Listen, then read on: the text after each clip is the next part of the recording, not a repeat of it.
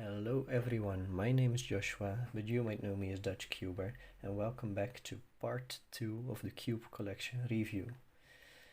The first part was a bit of an introduction, but this one will actually be reviewing these cubes. I've got them lined up in the background here. And there are bigger cubes than this, but this is all I have, so the 2x2 all the way through to 7x7. Now, from these cubes, 2 are not allowed in the championships. The 6x6 and the 7x7 are not regular events in the championships, so only the 2x2 until the 5x5. But I'll be reviewing them all anyways. And let's start with the 2x2. I won't be showing all of my 2x2s, and the same goes for every single one of the cubes I will be showing in this series. I will just show one because I've got quite a few duplicates. I'll just show the nicest one. So this is a 2x2 by Cyclone Boys. I don't know if you can read it right there. It's a really nice cube. Turns very smooth and fast. Has nice corner cutting. Also reverse corner cutting is nice. And 2x2 is really not that different from the 3x3. It's just the fact that you don't have any edge pieces. So if you compare these two, you can see that basically all the corners are the same. You just don't have any edge pieces or middle pieces. If you have learned all the algorithms from CFOP for the 3x3, 2x2 is not that hard to learn. You just need to know what algorithms you will need to. Now it's time for the 3x3. This is my main cube. I've shown it in quite a lot of videos on my channel. It's just a really smooth cube, turns well, nice corner cutting. I also like the colors. There used to be a sticker here, but I peeled it off after it started to basically kind of get loose and crumble. This cube is the Moyu RS3M 2020. If you want to buy it yourself, it's I think 20 bucks. So a really nice budget cube and excellent quality for the price. I'm not sponsored, by the way. It turns really well. It's my main cube, and not that much else to say about it. I've talked a lot more about 3x3s in all my videos, so if you want to learn more about the 3x3, you should check out any other video on my channel. And also, if you have any questions about these cubes, feel free to ask them in the comments. And if you want to see a tutorial on how to solve one, then ask for it. I will try to read all the comments and make a video about it. These two already have an explanation on how to solve them, but the rest doesn't yet. So if you really want it, then I can make one. Now onto the 4x4. These 4 cubes, I don't remember what brand or what type they are, so I won't be giving any specifications, but I'll just be showing them. This 4x4 is quite good. It's a bit noisy, as you can hear, but that's alright. It turns really good. I could use this as a 3x3 and still get some decent times for how good it turns. And I've also got this really nice carbon stickers on them. I really like the look of this. It does make it a little bit harder because these 4 center pieces need to be aligned as well with the outside. So if this one would be there, then the lines would be out of order. So it makes the cube a bit more difficult to solve. Basically, the 4x4 is a 3x3, so you can just turn the outsides and then it would be a 3x3. problem is that this center is now 4 pieces and the edges are now 2 pieces.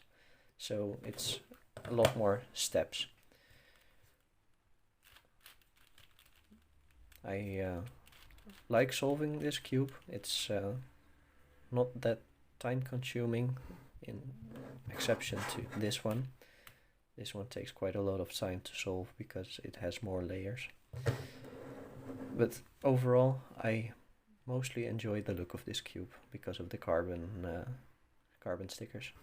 Next up is the 5x5. This 5x5 has a pattern in it because I've got them stored on my shelf over there, and then you can I have like the cube standards, so they are like this, and then with the nice pattern in it, it looks really cool on my shelf. But the 5x5 is the last really different cube on the scale, because the 6x6 and the 7x7 are basically just extensions of the 4x4 and the 5x5. So 6x6 is just 4x4 with another layer, and the 7x7 is just the 5x5 with another layer. So you need to look at odd or even to know how you need to solve the cube. This one actually turns really well and is quite silent as well. You can barely hear it. It's quieter than this cube, so that's quite impressive actually. It turns really well, even the middle layers, because those ones are mostly what the cube gets stuck on. And overall it's just really nice. And basically this is also the same as the 3x3, just as I told you with this one. It's just that the center pieces are made up of more pieces and the edges are as well.